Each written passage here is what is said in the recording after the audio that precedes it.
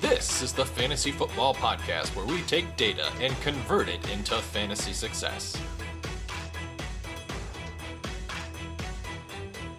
No bias, no hot takes, only victory.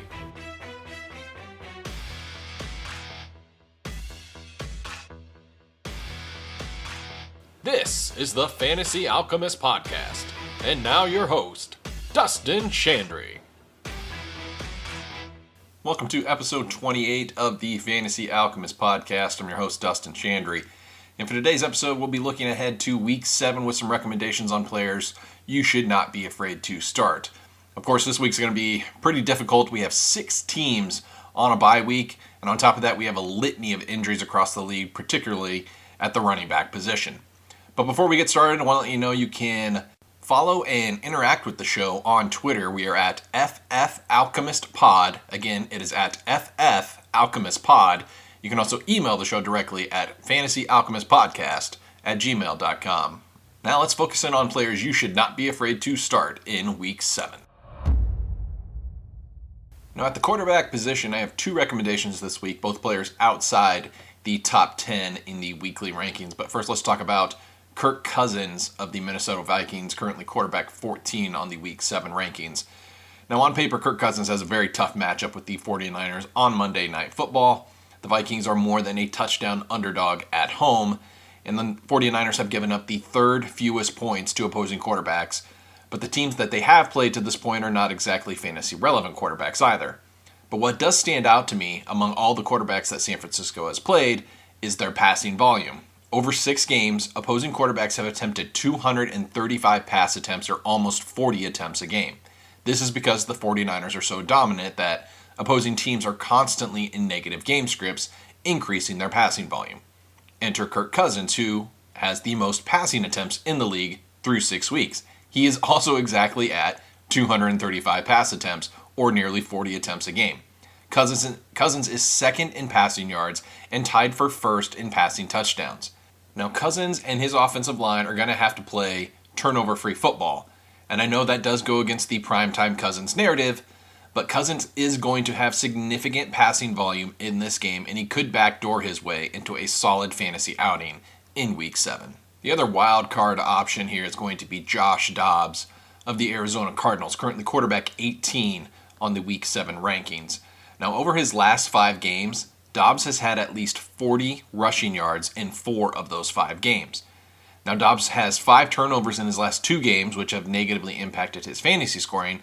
However, this is another instance of a player who can pop if he combines no turnovers with his rushing upside. From weeks 2 to 4, Dobbs had no turnovers, he averaged 50 yards rushing a game, and he averaged over 20 fantasy points in that 3-game stretch. Beyond that, the Cardinals are at home against the Seahawks, who rank in the bottom third of the league in opposing points to quarterbacks. Now let's talk about the running back position, and we'll start with the Chicago Bears backfield. Now, Roschon Johnson, who's currently running back 21 on the Week 7 rankings, would be my recommendation this week. However, as of this recording on Wednesday morning, Roschon Johnson is still not cleared from concussion protocol. That's been 2 weeks now since he suffered that concussion against the Commanders. That's kind of a concerning development. We'll have to wait and see Thursday, Friday if he does get clearance to play. But if he is cleared, I would feel comfortable starting Roschon Johnson. If not, D'Onta Foreman, I think, is a serviceable start, again, given the landscape at the running back position this week. Now, last week, D'Onta Johnson played over 60% of snaps, and he led the team in rush attempts with 63% share of all running back carries. Furthermore, he had a pretty healthy 4.3 yards per carry. And lastly, Justin Fields is also likely to miss Week 7. And as previously noted on the waiver wire pickup episode, the Bears running back unit performs better without Fields in the lineup. Since 2021, the Bears running back unit averages almost 3 more carries, 2 more targets, and in total 3 additional fantasy points a game when Fields is out of the lineup. I think the other sneaky option this week will be Latavius Murray of the Buffalo Bills, currently running back 29 on the week. The Bills are at New England, who is in the 3rd quartile for opposing points to running backs, and have 2 games this year where they've given up over 30 points to opposing running backs.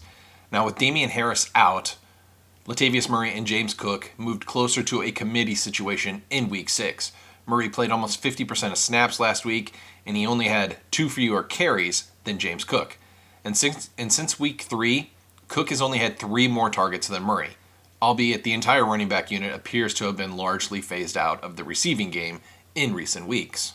But Murray is playing almost 50% of snaps in an elite offense with a pretty favorable matchup against the Patriots in week 7. As for the wide receiver group, I think there's actually quite a few options outside the top 20 this week. First, I want to start with the player who is currently ranked at wide receiver 20 that I think should actually be ranked closer to wide receiver 10, and that is Jakobi Meyers of the Las Vegas Raiders. Now, Meyers has had at least 10 targets in 3 of 5 games played this year, and he's scored at least 15 fantasy points in 4 of 5 games. Meyers is currently in the top 15 at his position on a points per game basis, and even though he's second on the team in target share, his target share is still above 25%, which is still higher than some teams' wide receiver 1. In addition, he scored a touchdown in back-to-back games. Meyers should have been in your starting lineup last week, and he should most definitely be in your starting lineup this week with 6 teams on a bye. The next recommendation at wide receiver 24 this week is Commanders receiver Terry McLaurin.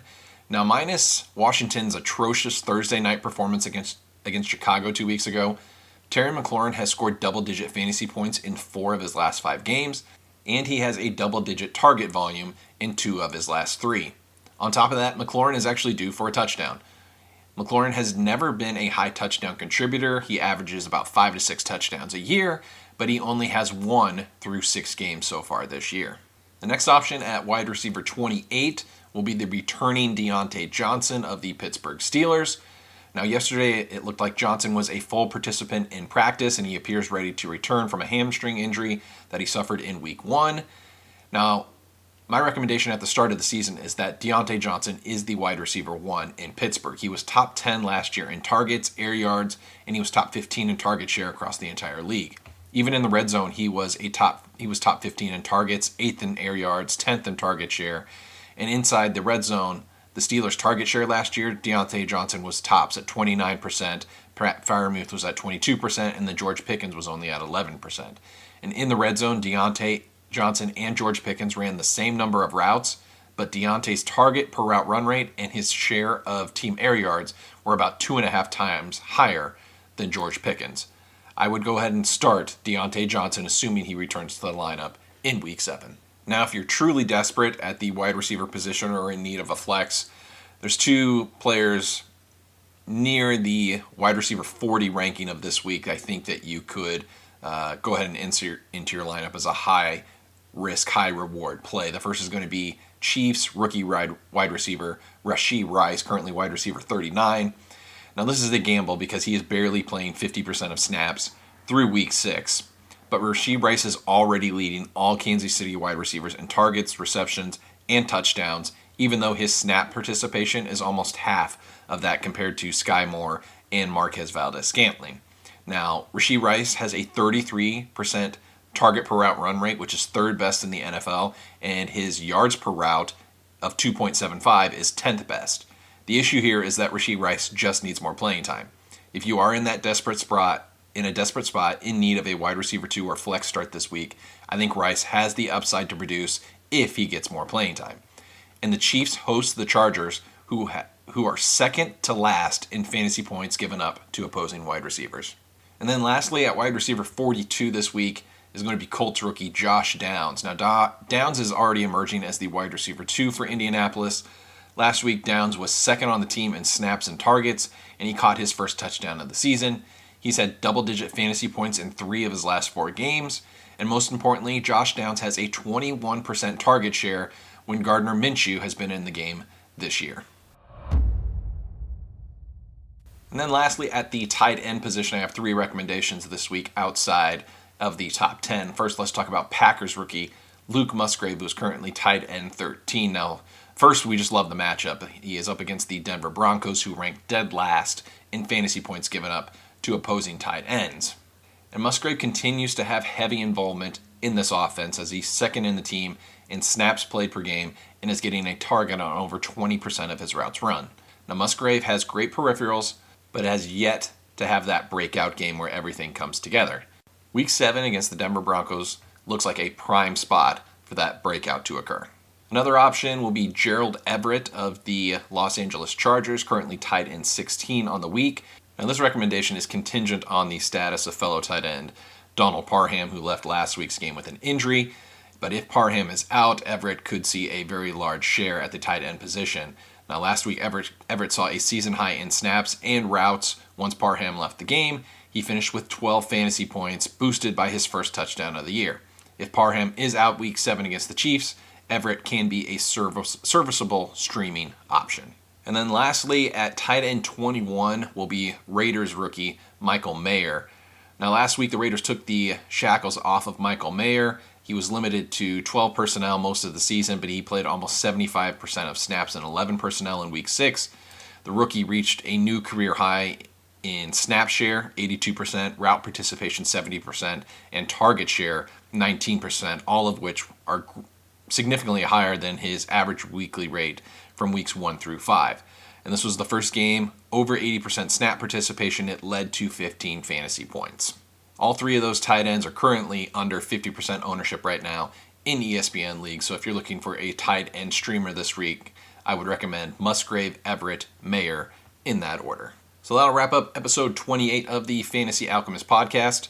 Make sure to like and subscribe. We'll be back next week with waiver wire targets for week 8 and key observations and trends from week 7 of the fantasy football season. So for Dustin Chandry signing off, thank you for listening. Thank you for listening to the Fantasy Alchemist podcast. You can follow the pod on Twitter at FFAlchemistPod or email us at fantasyalchemistpodcast@gmail.com.